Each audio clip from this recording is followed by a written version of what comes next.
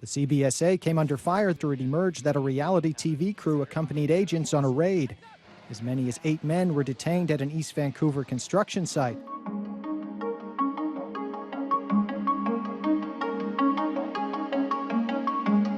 Despite living in our communities, despite working alongside us, despite working in the farms and fields and homes and construction sites within Canada, they are basically considered migrant workers, right? Like they're an entire other class of workers. Labor is cheapened due to manufactured kind of conditions of vulnerability. And one of the primary ways in which migrant workers are kept precarious or kept vulnerable is through the threat of deportation, right? So when migrant workers may wish to organize or unionize or to complain or to stand up for their rights against their employers, employers can do what's called blacklisting, which is make it possible for them to return to work in Canada. They can terminate their visas, which means they have not only been terminated, they can then also be deported. They can withhold wages. They can force workers, as is very common, to work long, dangerous hours. So it's not just your labor that's controlled, the totality of your life is controlled. And so in that way, it's not just a matter of a single bad employer or, a few bad employers. It's an entire state-sanctioned program that creates cheapened labor where kind of termination and deportation work in tandem to suppress people's political and labor power when they're migrant workers. And Canada is really, on the global scale, is the country that has perfected this model. In Canada, a lot of times we think, we're not as bad as the United States. It's so crucial for Canadians to understand that is because Canada has perfected a model where immigrants are denied citizenship by essentially commodifying their labor and discarding that labor when it's no longer needed. And the vast majority of people who come to Canada today come under various kinds of temporary permits, right? That is the immigration model. It's not the exception.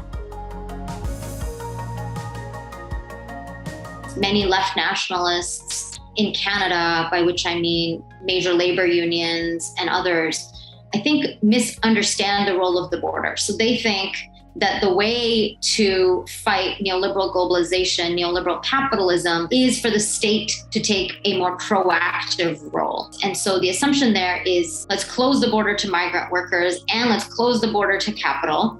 And by doing that, then we protect the Canadian worker, right? But I think what it fails to understand is that the border does not work in the interests of workers, because what the border does is to create different pools of workers. One of the ways in which we can understand the temporary foreign worker program or migrant workers is that it is the flip side of outsourcing, right? Insourcing and outsourcing work through the same kind of mode, which is that it relies on cheapened labor power, where again, labor is cheapened through imperialism, racial capitalism, and the differentiation of citizenship.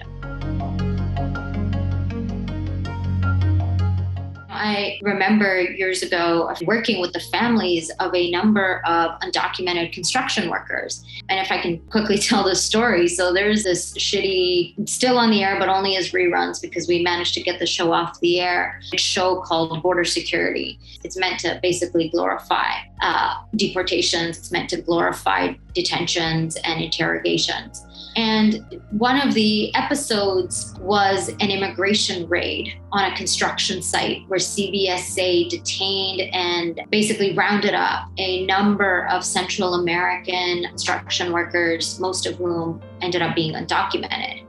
And their families contacted us saying they were in detention. And when, 2 cousins in particular, they basically told us that reasons that they had fled was because their uncle had been involved in a fight against a Canadian mining company, as well as a number of other forces that were usurping their land in their village.